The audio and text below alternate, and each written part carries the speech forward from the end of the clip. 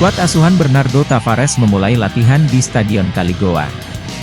Nampak hadir latihan pemain andalan PSM Makassar Wiljan Pluim, Everton Nascimento dan Kenzo Nambu. Pemain senior lainnya nampak hadir. Ada Erwin Gutawa, M. Arfan, Rashid Bakri hingga Rifki Mokodompit.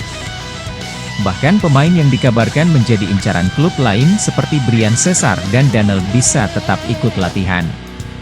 Pemain muda andalan ada Ananda Raihan, Victor Dethan, Ricky Pratama hingga Mufli Hidayat.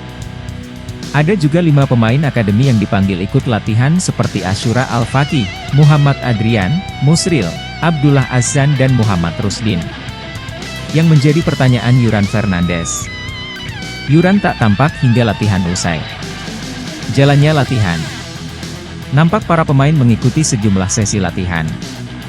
Dimulai dari latihan ringan untuk pemulihan kondisi pemain. Tak ketinggalan, Bernardo Tavares mengumpulkan pemainnya membahas taktik. Di depan papan strategi, Tavares begitu vokal mengarahkan para pemainnya.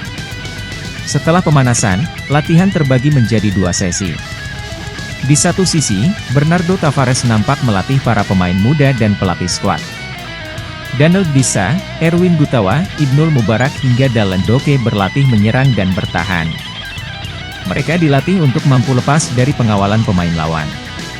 Sementara itu, pemain inti lainnya mengikuti sesi latihan di bawah kepemimpinan Paulo Duarte. Mereka berlatih taktik menyerang hingga syuting ke gawang. Satu persatu pemain melahap latihan syuting mendatar hingga melambung.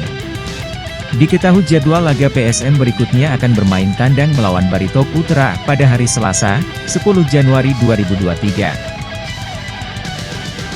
Berikut daftar 35 pemain yang ikut latihan perdana PSM Makassar.